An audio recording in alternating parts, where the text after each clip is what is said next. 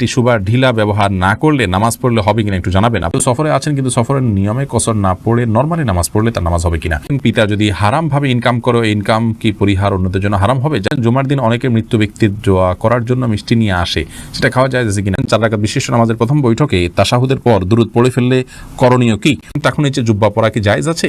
বলছেন বাথরুমে উলঙ্গ হয়ে গোসল করা যাবে কিনা, ওযু ছাড়া হাদিস শরীফ পড়া যাবে কিনা, মহারণা না দিয়ে স্ত্রীর কাছ থেকে মাপ চেয়ে নেওয়া যাবে কি, স্বামী স্ত্রী একত্রে নামাজ পড়ার সময় স্ত্রীকে একামত দিবে, মোবাইলে অশ্লীল ছবি বা ভিডিও নিয়ে নামাজ পড়লে কি নামাজ কবুল হবে, ফরজ গোসল কারণবশত বিলম্বে করলে কোনো গুনাহ হবে কিনা, আসরের পর থেকে মাগরিবের আগ পর্যন্ত পড়াশোনা করলে নাকি সমস্যা হয়, কথাটা সত্যি, খাবার খাওয়ার সময় কি মাথায় কাপড় দেওয়া আবশ্যক? এমদাদুল হক আপনি লিখেছেন পিতা যদি হারাম ভাবে ইনকাম করো, ইনকাম কি পরিহার অন্যদের জন্য হারাম হবে? যার নিজস্ব ইনকাম করার সুযোগ আছে তিনি তার উপার্জন নির্ভর করবেন, হারাম উপার্জন উপর নির্ভর করবেন না।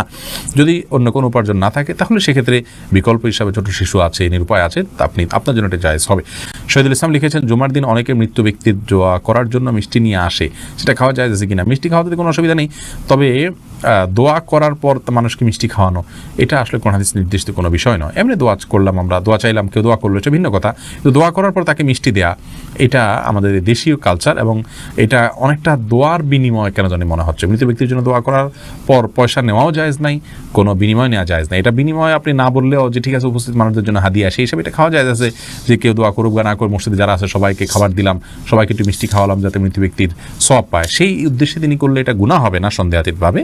সেই জন্য বললাম এটা খাওয়া জায়েজ আছে, বাট দোয়া করেছেন তার জন্য মিষ্টি এরকম যেন না হয়। বিষয়টা এই কালচারটা একটা পরিবর্তন আমাদের আসা উচিত আসলে। সাইফুল আপনি লিখেছেন টাকুর নিচে জুব্বা পরা কি জায়েজ আছে? টাকুর নিচে জুব্বা পরা জায়েজ নয়।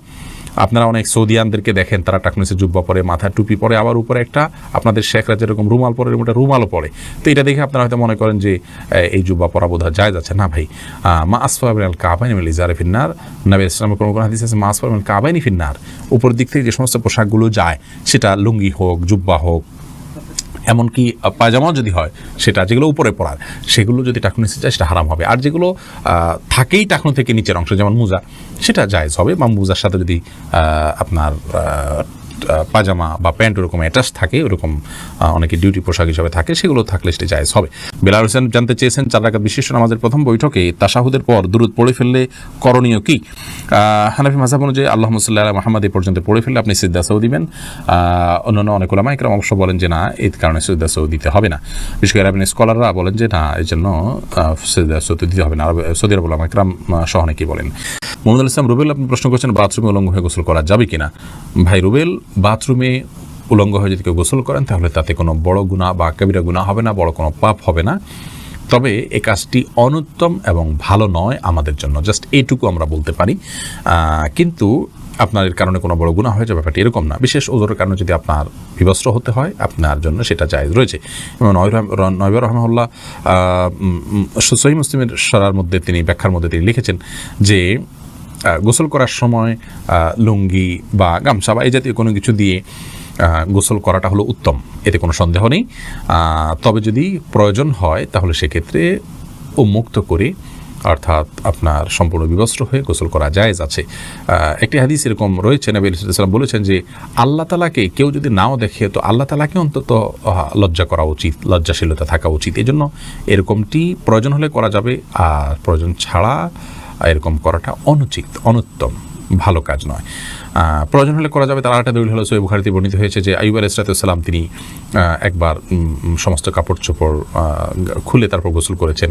তারপরে মূসা আলাইহিস সালামের ব্যাপার আপনারা জানেন যে তিনি গোসল করতে নেমেছেন, পাথর তার কাপড় নিয়ে দৌড় দিয়েছে, তিনি তার পিছনে দৌড়াতে শুরু করেছেন। এগুলো সব বিশেষ কারণে এবং বিশেষ প্রেক্ষিতে। তাছাড়া এগুলো আগের শরিয়াত, সেগুলোর বিধান আমাদের জন্য হুবহু যে প্রযোজ্য তা নয়। আমাদের জন্য অনুত্তম হবে কাপড় চোপড় একদম খুলে গোসল করাটা, তবে হারাম নয়। এরপর সামিতা জেরিন আপনি লিখেছেন অজু ছাড়া হাদিস শরীফ পড়া যাবে কিনা। জি, হাদিস পড়তে পারেন, হাদিস পাঠ করার জন্য অজু এটা জরুরি নয়।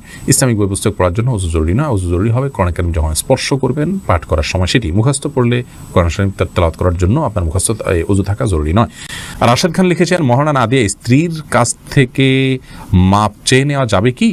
স্ত্রীর কাছ থেকে মহারণা না চেয়ে মাপ চেয়ে নিলে সেটা জায়েজ হবে, কিন্তু আপনি বিয়ের আগে থেকে প্ল্যান করছেন যে আমি রাতে বাসর রাতে স্ত্রীর কাছ থেকে মাপ চেয়ে নেবে, এটা তো ছোট লোকই, এটা তো স্পষ্ট ছোট লোকই। আপনাকে বিয়ে করতে গিয়ে বলেছে যদি আপনি মহারণা দেওয়ার ক্ষমতা না থাকে। হ্যাঁ, আপনি দেওয়ার ক্ষমতা ছিল, প্ল্যান ছিল, কোনো কারণে হয়ে উঠলো না, আপনি তখন মাফ চান, একটা ব্যাপার। সন্দেহাতীতভাবে আপনার স্ত্রী যদি আপনাকে সন্তুষ্ট চিত্তে মাফ করে দেন তাহলে মাফ হয়ে যাবে। সূরা নিসা 24 নম্বর আয়াতে আল্লাহ বলেছেন, ওয়ালা জুনাহা আলাইকুম ফিমা তারাদাইতুম বিহি মিন বাদিল ফরিদা। অর্থাৎ নির্দিষ্ট মহর ধার্য করার পর তোমরা যেটা উপরে সন্তুষ্ট হবে উভয় পক্ষ, সেটাতে কোনো অসুবিধা নেই। কোরআন কারীমে অন্য আয়াতে আল্লাহ আল্লাহ তাআলা আরও বলেছেন যে তোমাদের স্ত্রী যদি তোমাদেরকে কোনো ছাড় দেন মহর ব্যাপারে, তাহলে সেক্ষেত্রে ফাকুলুহু হানিআম মারিআ, তাহলে সেই ছাড় তোমরা গ্রহণ করতে পারো। কিন্তু আমার জানা নাই যে কোনো সাহাবী মহর ধার্য হওয়ার পরে স্ত্রীর কাছে মাপ চাইছেন যে আমাকে মাফ করে দাও। এটা আমাদের কাপুরুষতা। এখন আসলে পৃথিবীতে ভাবের অভাব, ধরার সময় 10 লাখ 20 লাখ ধরি ভাবের জন্য, এরপরে মাপ চাই আমরা তলে তলে, এটা উচিত নয়, এটা কাপুরুষতা। এবং আগে থেকে সেজন্য আমাদের প্ল্যান থাকা উচিত। বাকি মৌলিকভাবে যদি স্ত্রীর কাছে আপনি মাপ চান, আপনি যদি মন থেকেই মাফ করে দেন, আপনার মাফ হয়ে যাবে ইনশাআল্লাহ। স্বামী স্ত্রী একত্রে নামাজ পড়ার সময় স্ত্রীকে একামত দিবে না। স্বামী স্ত্রী একত্রে যদি জামাতের সাথে সালাত আদায় করেন, তাহলে সেক্ষেত্রে স্বামী নিজে একামত দিবেন, তিনি নিজেই ইমামতি করবেন। স্ত্রী একামত দিবেন, স্বামী ইমামতি করবেন, ব্যাপারটা কিন্তু সেরকম নয়। আব্দুল মতিন আপনি লিখেছেন, মোবাইলে অশ্লীল ছবি বা ভিডিও নিয়ে নামাজ পড়লে কি নামাজ কবুল হবে? নামাজ কবুল হয়ে যাবে, কিন্তু মোবাইলে ছবি, অশ্লীল বা হারাম কোনো কিছু নিয়ে যদি আপনি সালাত আদায় করেন, তাহলে সেক্ষেত্রে আপনি আল্লাহ রাব্বুল আলামিনের সামনে দাঁড়াচ্ছেন, সে অবস্থায় আপনার যে মন মানসিকতা থাকা উচিত সেটি হচ্ছে না। আর এই অশ্লীল কোনো কিছু আপনার মোবাইলে যদি থাকে, খারাপ কোনো কিছু যদি থাকে, তাহলে সেটা সালাতরত অবস্থায় থাকলে সেটা যেরকম অপরাধ, ঠিক একইভাবে সালাতের বাইরেও সেটা থাকাটা আপনার জন্য অপরাধ। বিধায় এর কারণে সালাতে কোনো প্রকার ব্যাঘাত হবে না। সালাতে যদি আপনি মনোযোগ দিয়ে সালাতের যে অন্যান্য শর্ত আছে সেগুলো আপনি পূরণ করে সালাত আদায় করেন, তাহলে সালাত তো হয়ে যাবে। বাট এই হারামটা আলাদা একটা আপনার জন্য ক্ষতিকর, আপনার সালাতের মধ্যে মনোযোগ নষ্ট হতে পারে। সেজন্য মোবাইল থেকে হারাম জিনিস এমনিতে সরিয়ে ফেলা উচিত, তবে সালাতের এটার কারণে কোনো ক্ষতি হবে না। জুলকারনাইন আপনি লিখেছেন, ফরজ গোসল কারণবশত বিলম্বে করলে কোনো গুনাহ হবে কিনা? গোসল বিলম্ব করলে কোনো গুনাহ হবে না, তবে ফরজ গোসল যদি আপনি দেরিতে করতে চান, পরবর্তী ফরজ নামাজের আগে আগে আপনাকে করে ফেলতে হবে। আর মাঝে যদি অন্য কাজ করতে চান, রাতে গোসল ফরজ হয়েছে, আপনি ফজরের নামাজের আগ মুহূর্তে গোসল করবেন, তাহলে মাঝে অন্য কাজের জন্য, এমনকি ঘুমানোর জন্য ওযু করে ঘুমানোটা হলো সুন্নাহ, নবী সাল্লাল্লাহু আলাইহি ওয়াসাল্লাম এটি করতেন, এটি করা ভালো।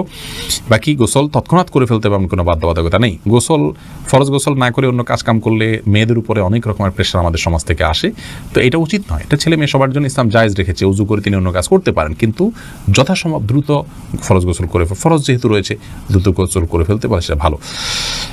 কিন্তু অন্য কাজ করা যাবে না এমন কোনো কথা নেই। মাহফুজ বিন জাহাঙ্গীর আপনি লিখেছেন, আসরের পর থেকে মাগরিবের আগ পর্যন্ত পড়াশোনা করলে নাকি সমস্যা হয়, কথাটা সত্য না, এটা মন করা বিষয়, এমন কোনো কথা নেই। আলোর মধ্যে থেকে আপনি পড়তে পারেন। এরপর সাদিয়া বিনতে আজাদ লিখেছেন, খাবার খাওয়ার সময় কি মাথায় কাপড় দেওয়া আবশ্যক?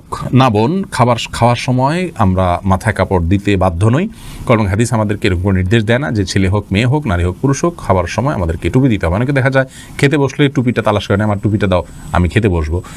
অনেকে মনে করেন মাথায় কাপড় দিয়ে তারপরে খেতে হয় না, এমন কোনো বাধ্যবাধকতা নেই। খাওয়ার সময় আপনার মাথা খালিও থাকতে পারে, ঢেকেও আপনি খেতে পারেন, এ বিষয়ে কোনো বিশেষ নিষেধাজ্ঞা নেই। রদ্দুল মুখতারি লেখা হয়েছে যে ওয়ালা বাসা বিল আকলি মুত্তাকিয়ান ও মাকসুফার রাসি, অর্থাৎ গ্রহণযোগ্য মত অনুযায়ী উন্মুক্ত মাথায়, অর্থাৎ খালি মাথায় বসে খেতে কোনো অসুবিধা নেই। এমনি শাকিরুল ইসলাম লিখেছেন, টিস্যু বা ঢিলা ব্যবহার না করলে নামাজ পড়লে হবে কিনা একটু জানাবেন। আপনি যদি পবিত্রতা অর্জন করেন পানি দিয়ে এবং ভালোভাবে করেন, আপনি নিশ্চিত হন যে আর পেশাব বের হয়নি, তাহলে সেক্ষেত্রে আপনার নামাজ হয়ে যাবে। আপনার পবিত্রতাটা নিশ্চিত করাটা হলো মূল বিষয়।